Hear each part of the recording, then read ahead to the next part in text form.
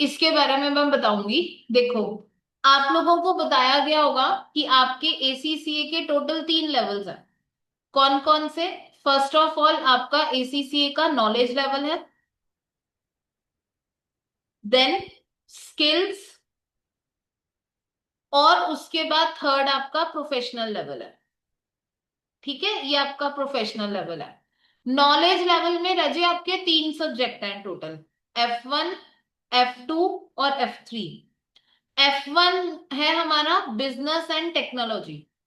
F2 subject का name क्या है? Management accounting. और F3 सब्जेक्ट का नेम क्या है? Financial accounting. Raje, business and technology आप लोगों का थ्योरेटिकल सब्जेक्ट है। Theoretical subject in the sense आप लोगों का ये जो सब्जेक्ट है ये इकोनॉमिक्स पे बेस्ड है। जो आप लोग +1 +2 में अपना सब्जेक्ट इको पढ़ते हो, बिजनेस पढ़ते हो, ये उसका मिक्स है बेसिकली। ठीक है। मैनेजमेंट अकाउंटिंग आप लोगों के लिए एक न्यू सब्जेक्ट होगा, क्योंकि इसके कोर प्रिंसिपल्स आपने नहीं पढ़े हुए हैं, ये कंप्लीटली न्यू सब्जेक्ट है। और एसीसीए नॉलेज लेवल का ये वन ऑफ द थोड़ा सा डिफिकल्ट भी आ जाता है। किस पे बेस्ड है रजे? ये कॉस्टिंग पे बेस्ड है। कॉस्टिंग हालांकि एडवांस चला जाता है, मैनेजमेंट अकाउंटिंग आ जाता है बेसिक। अभी मैं आपको इसका डिफरेंस भी बता दूंगी एफए के साथ।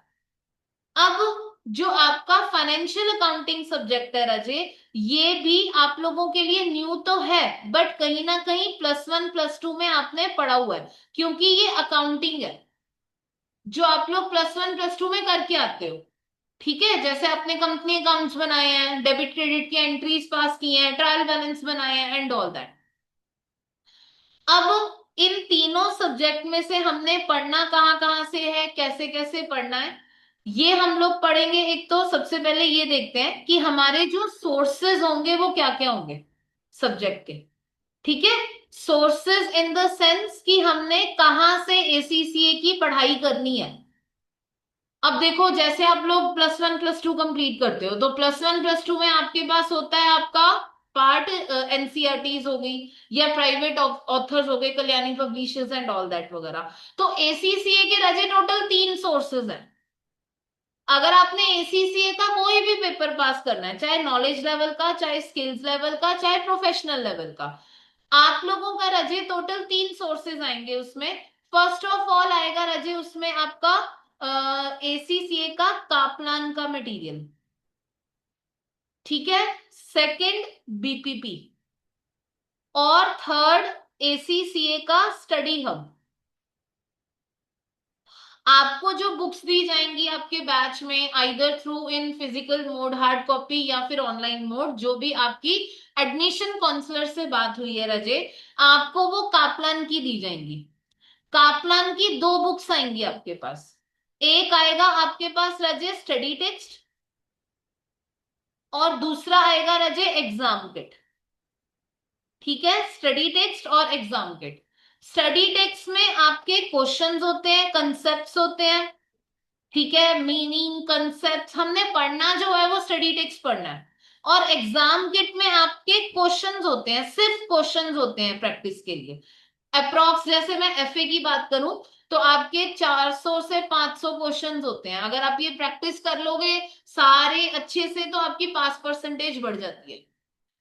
उसके बाद आ गया एसीसीए का स्टडी हब। ये एसीसीए का खुद का मटेरियल है।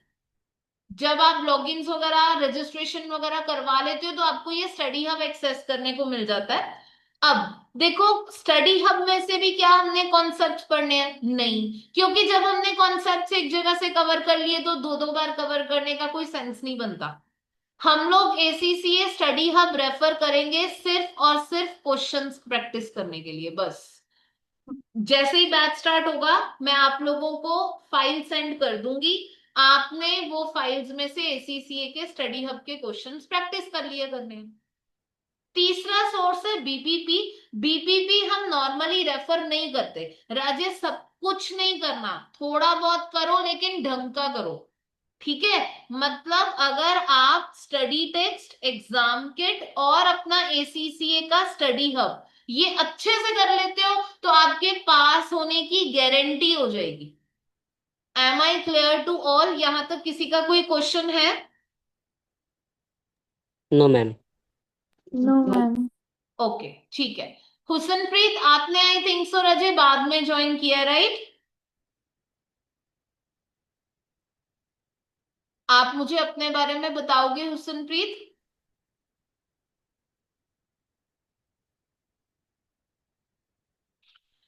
हाँ जी। ओके, चैट बॉक्स के थ्रू बस मुझे मैसेज कर दो। हाँ जी मैडम। हाँ जी, मुझे एक बार सिर्फ इतना कंफर्म करो कि अभी आपका +1 +2 चल रहा है या कंप्लीट हो गया रजे? मिस कंप्लीट हो चुका है। कंप्लीट हो चुका है, ठीक है। कॉमर्स बैकग्राउंड है? हाँ जी। ठीक है रजय, ओके चलो। अब रजय देखो, मेरी बात यहाँ पे ध्यान से सुनना।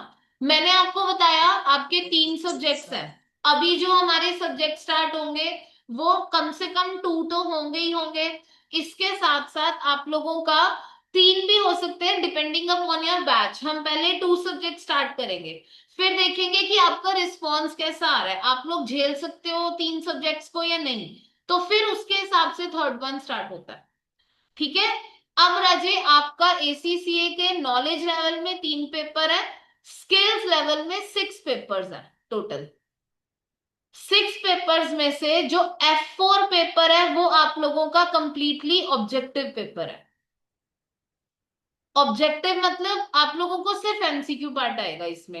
F5 से लेकर F9, F5 से लेकर F9 मतलब पेपर नंबर है। F5 होता है परफॉर्मेंस मैनेजमेंट, F6 हो गया टैक्स, F7 हो गया फाइनेंशियल रिपोर्टिंग, ठीक है। तो इस तरह से 9 तक सब्जेक्ट्स आपके स्किल लेवल में आएंगे।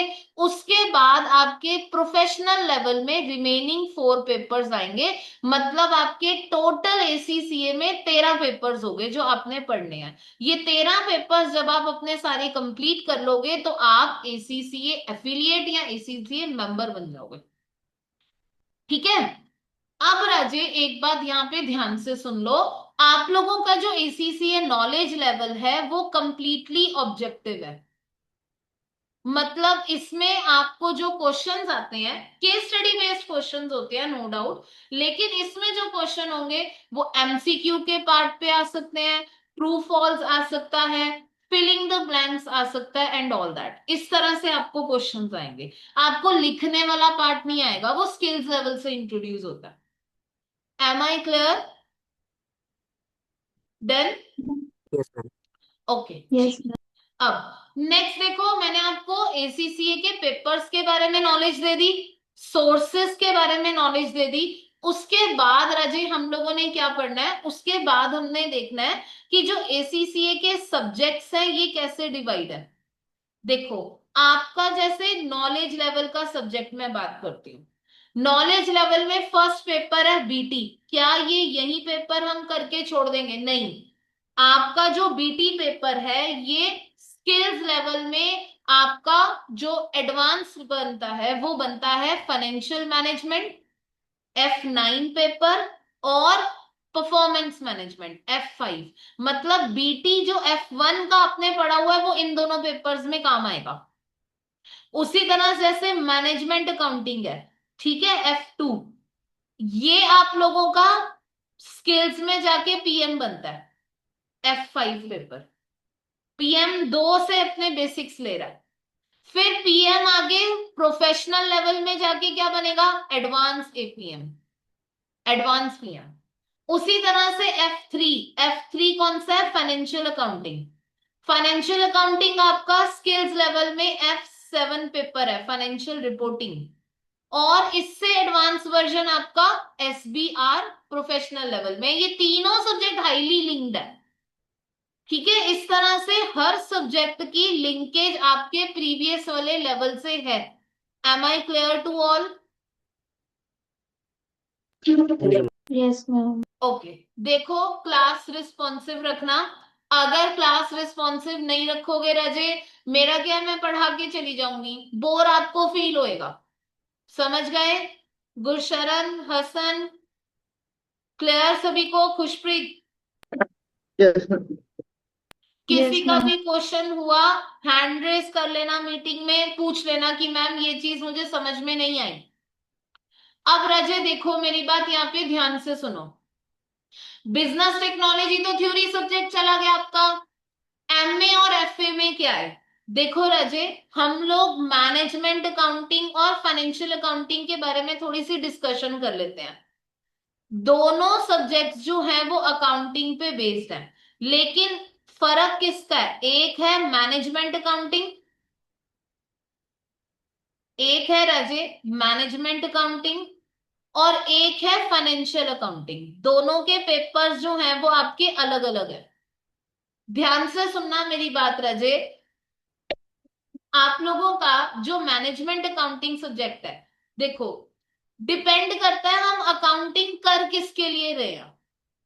अगर तो अकाउंटिंग कर रहे हैं एक ऐसे बंदे के लिए जो इंटरनल टू द ऑर्गेनाइजेशन है, जिसको डिटेल्ड इंफॉर्मेशन चाहिए, जिसने मैनेजमेंट से रिलेटेड डिसीजंस लेने हैं, तो उसके लिए आप लोगों का सब्जेक्ट डिजाइन किया गया है मैनेजमेंट अकाउंटिंग। ठीक है, ये इंटरनल पर्सन्स के लिए होता है। ये किसी भी फॉर्मेट में बन सकता है, किसी भी फॉर्मेट में आ सकता है। मतलब ऐसा नहीं है, जैसे मैं बिजनेस की ओनर हूं, मुझे किसी भी फॉर्मेट में तुम इंफॉर्मेशन दे दो, मेरे लिए वो यूजफुल होगी। ठीक है, तो यहां पर आपने कोई भी स्टैंडर्ड्स नहीं पढ़ने, अकाउंटिंग स्टैंडर्ड्स यहां नहीं पढ़ने। कौन से पेपर में? मैनेजमेंट अकाउंटिंग के पेपर में। उसके बाद है राजे आपका फाइनेंशियल अकाउंटिंग। ये किसके लिए है? ये एक्सटर्नल पर्सन्स के लिए है, जो ऑर्गेनाइजेशन के बाहर के लोग हैं। इनको लिमिटेड इंफॉर्मेशन हमने देनी होती है, सारी इंफॉर्मेशन नहीं देते। जैसे तुम मेरे बिजनेस के कस्टमर हो इस वक्त, मैं तुम्हें सारी इंफॉर्मेशन नहीं दूंगी। मैं तुम्हें सिर्फ जो तुम्हारे लिए रेलेवेंट लिमिटेड इंफॉर्मेशन है वही दूंगी सिर्फ। और वो लिमिटेड इंफॉर्मेशन मुझे कैसे प्रेजेंट करनी है, उसका एक पर्टिकुलर फॉर्मेट होना भी जरूरी है। क्यों? जैसे मान लो मैं इंडिया में इंस्टीट्यूट ओपन कर रही हूँ, लेकिन मैं कोर्सेज तो यूके के पढ़ा रही हूँ। आपका जो एसीसीए कोर्स है, इसको आप क्या बोलते हो? इसको आप ग्लोबल सीए बोलते हो, राइट? ग्लोबल सीए बोल रहे हो, मतलब ये पूरे वर्ल्ड में एप्लीकेबल है। तो मतलब जो मेरा स्टूडेंट हो सकता है, मेरा कस्टमर हो सकता है, वो यूके से भी हो सकता है, यूएस से भी हो सकता है, और किसी जगह से भी हो सकता है। तो इसीलिए बहुत जरूरी है ये इंफॉर्मेशन एक प्रॉपर फॉर्मेट में दी जाए, एक स्टैंडर्डाइज्ड फॉर्मेट में दी जाए, जहां पर मैनेजमेंट अकाउंटिंग में कोई प्रेस्क्राइब फॉर्मेट नहीं था। पहली बात। दूसरी बात राजे, ये अब स्टैंडर्डाइज्ड फॉर्मेट कहां से मिलेगा? मुझे अकाउंटिंग स्टैंडर्ड से मिलेगा। जैसे आप लोग अपने +1 +2 में जो डेबिट क्रेडिट के राजे रूल्स पढ़ते हो, उसके लिए आपके पास एक स्टैंडर्डाइज फॉर्मेट है। जो प्रॉफिट एंड लॉस अकाउंट बनाते हो, क्या अपनी मर्जी से बना लेते हो? पहले सेल्स शो कर ली, फिर परचेज शो कर ली, क्या अपनी मर्जी से हो जाता है? नहीं, अपनी मर्जी से नहीं होता। हमें अकाउंटिंग स्टैंडर्ड फॉलो करना पड़ता है। Am I clear to all? मुझे सभी का रिस्पॉन्स चाहिए। हाँ जी मैम। Yes, ma'am. ओके, ठीक है रजे, डन। अब रजे, इसीलिए फाइनेंशियल अकाउंटिंग यानी कि जो आपका F3 पेपर है, उसमें हम बात करेंगे अकाउंटिंग स्टैंडर्ड की। ठीक है, तो अब यहीं से अगली बात शुरू होती है कि मैम हम कौन से अकाउंटिंग स्टैंडर्ड्स पढ़ेंगे। देखो, मैनेजमेंट अकाउंटिंग का पार्ट मैं ज्यादा डिस्कस नहीं करूंगी यहाँ पे, क्योंकि वो जो सब्जेक्ट है वो अदर टीचर का सब्जेक्ट है। मेरा सब्जेक्ट फाइनेंशियल अकाउंटिंग है, मैं उसके बारे में डिस्कस करूंगी। अब रजे ध्यान से सुनना, फाइनेंशियल अकाउंटिंग में हमने पढ़ने हैं आपके स्टैंडर्ड्स। एफए सब्जेक्ट में अकाउंटिंग स्टैंडर्ड्स पढ़ने हैं। अकाउंटिंग स्टैंडर्ड्स पे पढ़ने के लिए आप लोगों को पढ़ना पड़ता है गैप। गैप का मतलब, अगर मैं गैप की फुल फॉर्म लिखूं तो गैप की फुल फॉर्म होती है जर्नली एक्सेप्टेड अकाउंटिंग प्रिंसिपल्स। किसी को रजे पता है ये जर्नली एक्सेप्टेड अकाउंटिंग प्रिंसिपल्स क्या होते हैं? हाँ जी रजे, कोई डिफाइन कर सकता है? नहीं? देखो, जर्नली एक्सेप्टेड अकाउंटिंग प्रिंसिपल्स मतलब वो सेट ऑफ रूल्स, वो सेट ऑफ स्टैंडर्ड्स जो मुझे ये बताते हैं कि अकाउंटिंग कैसे करनी है। अब मैंने तुम्हें बताया ना, जो फाइनेंशियल अकाउंटिंग में मैं इंफॉर्मेशन प्रेजेंट कर रही हूँ वो एक्सटर्नल पर्सन्स के लिए कर रही हूँ। रजे मान लो मैं बिजनेस कर रही हूँ, अब बिजनेस में एक बंदा मेरा, एक इन्वेस्टर मेरा यूके में बैठा है, एक इन्वेस्टर मेरा चाइना में बैठा है, एक इन्वेस्टर मेरा यूएस में बैठा है। तो अब राजे, उन्होंने तो ग्लोबल अकाउंटिंग स्टैंडर्ड्स पढ़े हैं, मुझे global accounting standard, common set of accounting standard बनाने पड़ेंगे। वरना क्या होगा, वरना मैं यूके के हिसाब से बुक्स बनाती रह जाऊंगी, यूएस के हिसाब से बनाती रह जाऊंगी, चाइना के हिसाब से बनाती रह जाऊंगी, तो मैं बुक्स ही बनाती रह जाऊंगी, फाइनेंशियल स्टेटमेंट्स ही बनाती रह जाऊंगी। तो इसीलिए एक कॉमन गैप होना जरूरी है। ठीक है, जो इन सभी को बताओ वो कॉमन गैप कौन सा है, आईएफआरएस है। वो आगे जाके बताती हूँ भी क्या होता है। पहले बताओ आप लोगों को गैप का मीनिंग क्लियर हो गया रजे, कोई दिक्कत तो नहीं है? No, no ma'am. Ma'am. No, clear हो गया। ओके, ठीक है। अब राजे, आप लोग जो अभी अपने +1 +2 में या ग्रेजुएशन में अगर स्टार्ट की है तो गैप पढ़ रहे हो, आप लोग इंडियन गैप पढ़ रहे हो। और हम लोग क्या कर रहे हैं, हम लोग ग्लोबल सीए कर रहे हैं। ग्लोबल सीए मतलब all over the world, ACCA global CA. तो राजे इसीलिए हमारा इंडियन गैप तो चलने वाला है नहीं यहाँ पे। अगर इंडियन गैप चलने वाला नहीं है तो इसका मतलब मुझे वो set of gap accounting standard ढूंढना पड़ेगा जो all over the world applicable है। तो ऑल ओवर द वर्ल्ड की अगर मैं बात करूं रजे, मेनली दो तरह के गैप एप्लीकेबल है। एक तो रजे आपका यूएस गैप, और दूसरा आपका आईएफआरएस। देखो अभी ये लेक्चर आपका ओरिएंटेशन क्लास है, आप ये मत समझना मैम आप बुक से नहीं पढ़ा रहे हो, सारा कुछ अपने आप पढ़ाते जा रहे हो। पहले कोर्स को समझो, पहले सब्जेक्ट को समझो, फिर बुक पे आएंगे। डायरेक्टली स्टार्ट कर दूंगी तुम्हें भी मुश्किल लगेगा, मुझे भी मुश्किल लगेगा।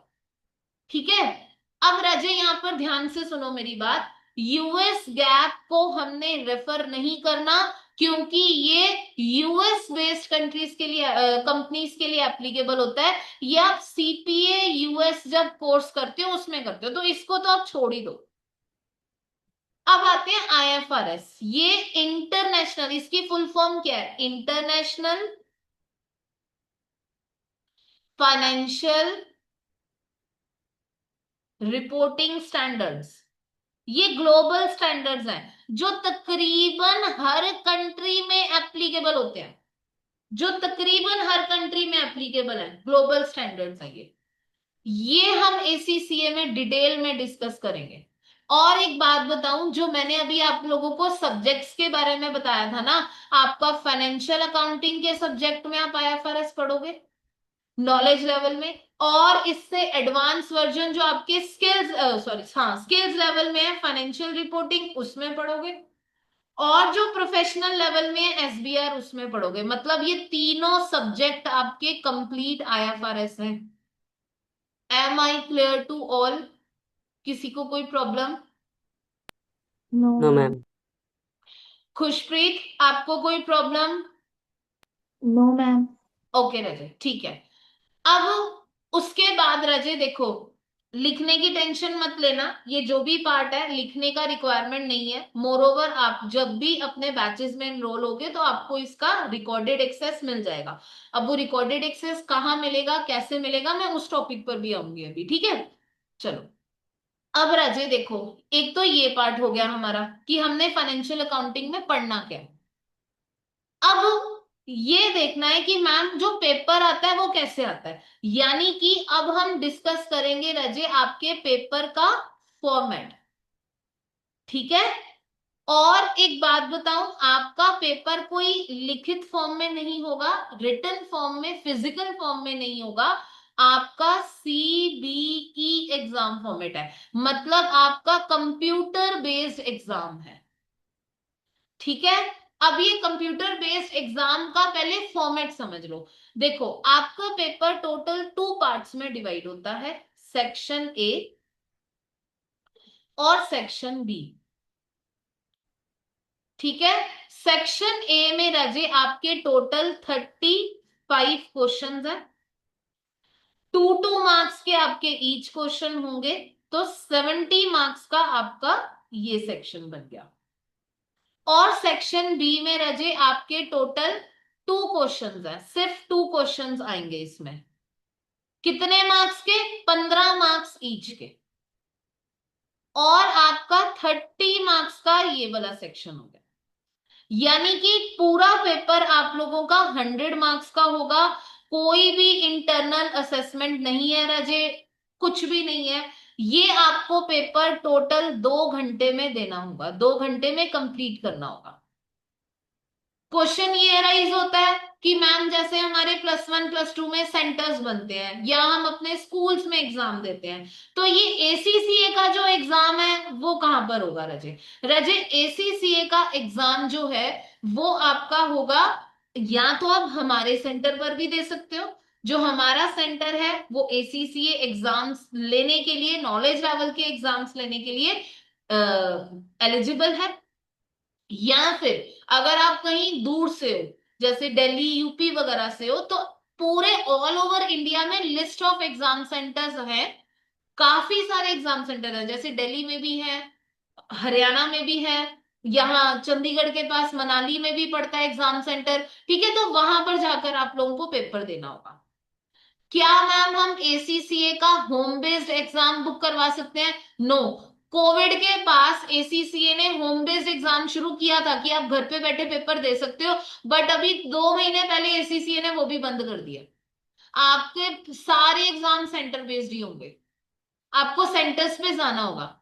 आप जब अपने बैचेस में एनरोल करोगे तो हमारी टीम आपको गाइड कर देगी कि आपने किस तरह से एग्जाम बुक करना है, कौन सा सेंटर लेना है and all that. Am I clear to all? Yes ma'am. Yes, ma'am. ठीक है, 2 मिनट्स का पॉज ले लो, देखो दिमाग में प्रोसेसिंग करो, कोई क्वेश्चन आता है दिमाग में? वैसे मेरा पार्ट अभी और समझाने वाला पड़ा है काफी, आप लोग देखो आपको यहां तक कोई क्वेश्चन आ रहा है दिमाग में?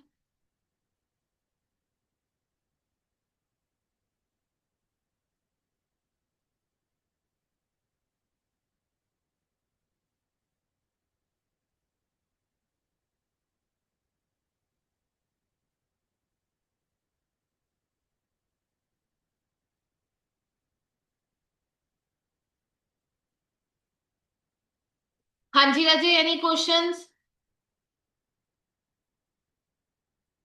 डन?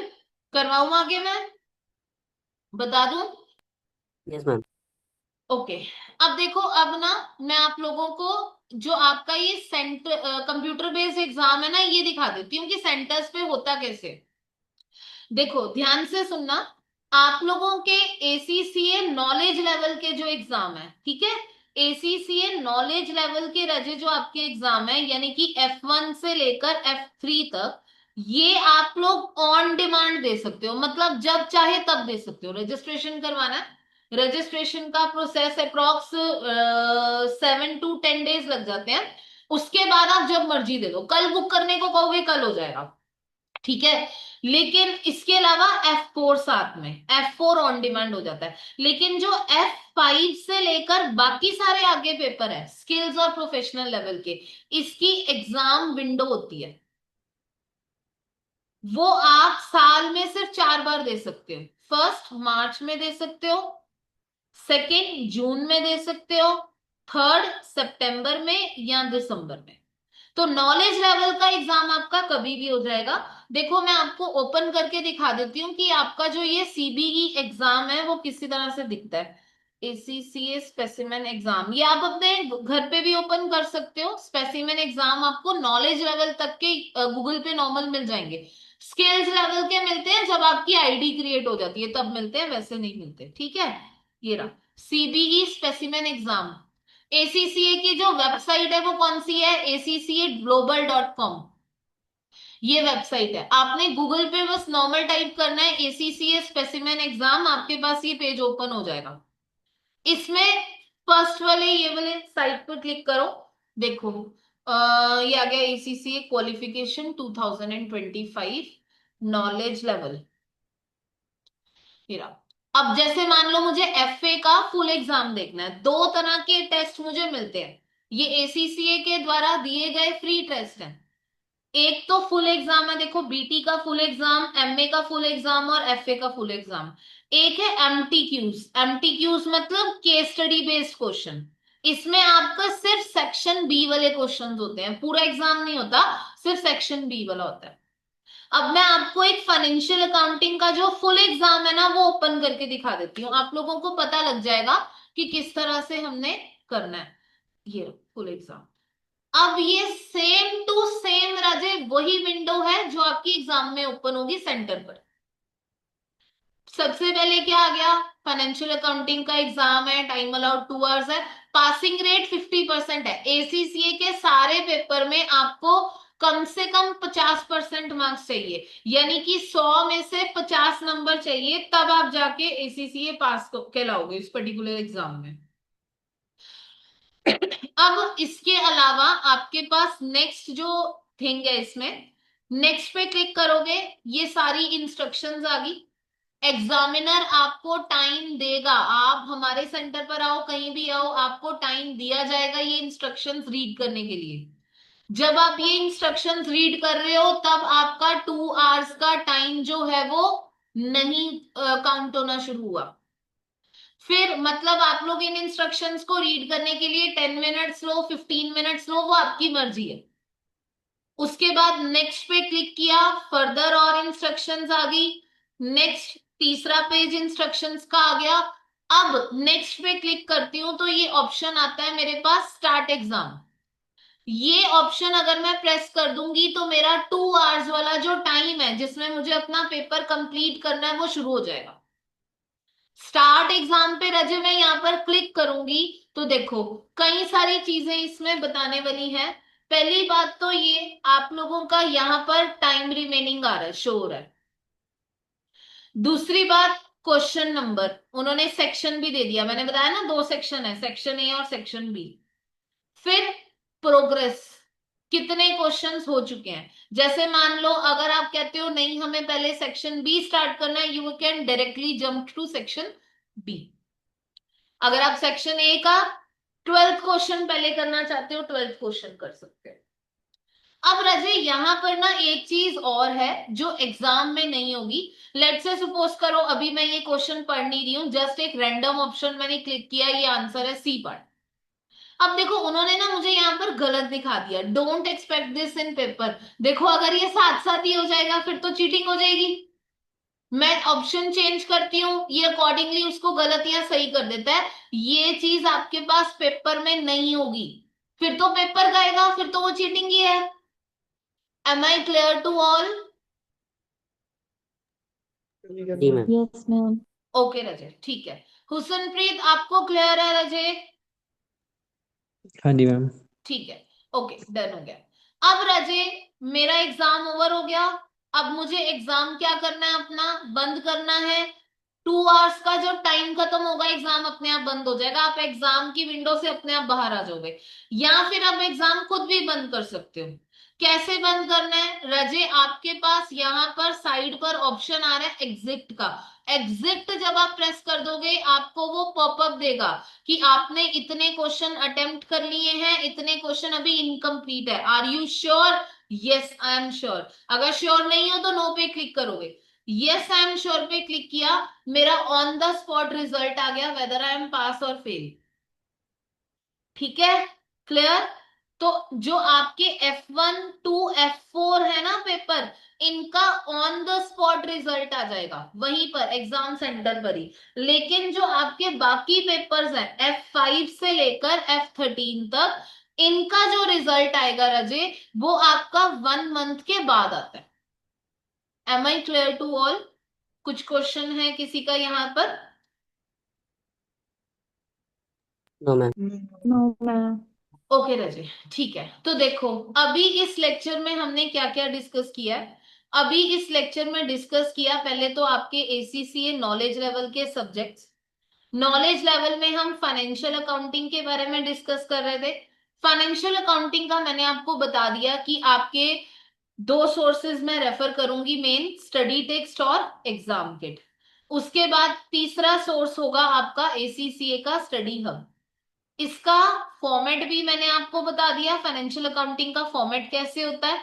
अब नेक्स्ट जो हमने करना है, थोड़ी सी डिस्कशन लूंगी बस 5 to 7 मिनट्स की, फिर हम आज की क्लास को कंप्लीट करेंगे। देखो रजत, आप लोगों ने जो ये इंटरनेशनल फाइनेंशियल रिपोर्टिंग स्टैंडर्ड्स पढ़ने, IFRS, आपने एफए में यही पढ़ना है। तो मैम ये कौन बना रहा है? जैसे इंडिया में तो जो इंडियन गैप है वो बना रही है सेंट्रल गवर्नमेंट, तो ये जो IFRS स्टैंडर्ड है वो कौन बना रहा है? तो रजय, ये IFRS स्टैंडर्ड के पीछे एक ग्लोबल बॉडी है, किसी एक कंट्री का हाथ नहीं है इसमें। ये ग्लोबल स्टैंडर्ड है ना, तो एक कंट्री का हाथ कैसे हो सकता है इसमें? ग्लोबल बॉडी है, उसका नाम है international accounting standard board, IASB। ये सारे स्टैंडर्ड्स बना रहा है। ये 2000 में बना था, 2000 अप्रैल 2001 में ये वर्किंग में आया था। ठीक है, अब इस बोर्ड ने क्या किया, जो पिछले वाले कुछ इंटरनेशनल अकाउंटिंग स्टैंडर्ड्स बने हुए थे वो उठाए और कुछ अपने नए स्टैंडर्ड ड्राफ्ट किए IFRS, और उनसे मिलके ये IFRS गैप बना दिया। रजे, पता लग गया आपको IASB के बारे में? कोई दिक्कत तो नहीं है? Am I clear? Yes, ma'am. Okay, Husanpreet आपको क्लियर है? हाँ जी मैम। ठीक है, ओके, डन हो गया। कुछ पूछना है रजे आपने? नहीं नहीं मिस। ठीक है, ओके। देखो, मेरी बात सुनो, मैं किसी एक को नहीं कह रही, मैं सभी को कह रही हूँ, क्लास रिस्पॉन्सिव रखोगे तो पढ़ने का फायदा है, वरना नहीं है।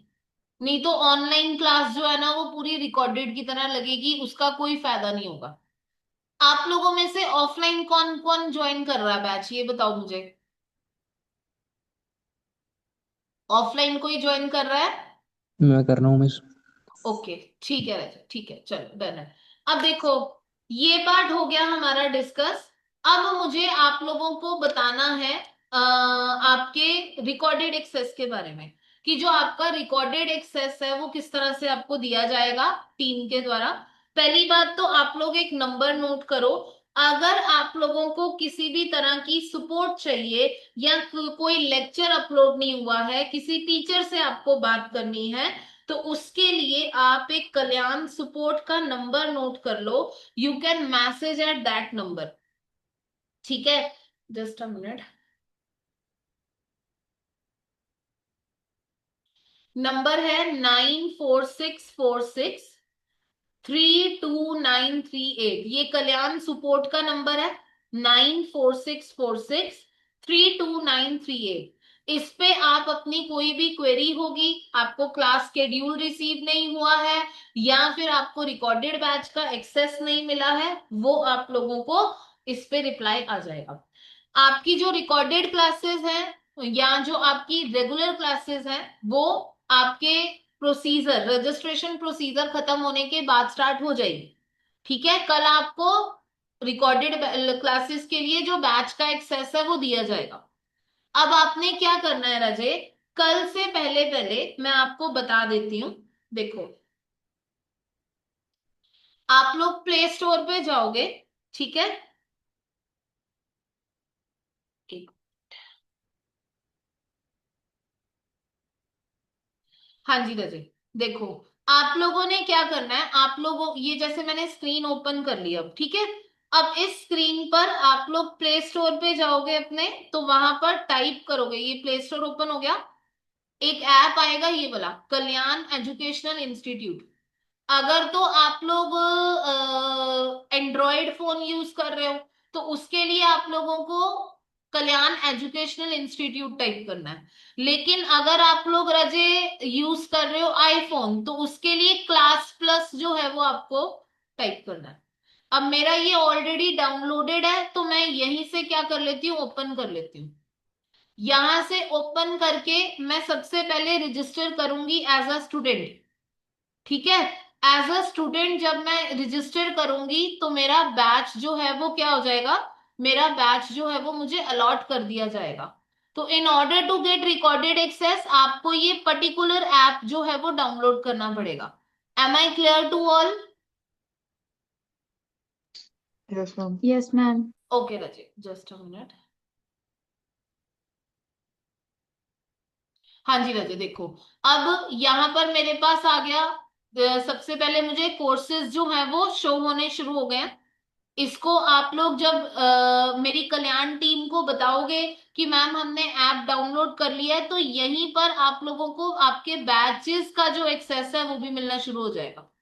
ठीक है, क्लियर? आप लोग जब ये डाउनलोड कर लेंगे तो एक बार टीम को बता देना, और आप अकॉर्डिंगली वो आपको बैच का एक्सेस दे देगी। अब हमारी नेक्स्ट क्लास होगी कल से या परसों से, जो भी है आपको टीम एक बार इन्फॉर्म कर देगी। उसमें हम आपका जो रेगुलर सिलेबस है वो स्टार्ट करेंगे। आज की क्लास में किसी का कोई क्वेश्चन है? मैं क्लास प्लस में कैसे रजिस्टर करना है? किसमें? क्लास प्लस में सेम तरीका है। बस आप लोग अगर आप आईफोन यूजर हो तो आपको क्लास प्लस टाइप करना है। अगर आप एंड्रॉयड यूजर हो तो कल्याण एजुकेशन इंस्टीट्यूट, आपको मेल आईडी डालकर नेम डालकर रजिस्टर कर देना है बस। ठीक है, ओके। ओके। और कोई क्वेश्चन? हाँ जी हसन बोलो।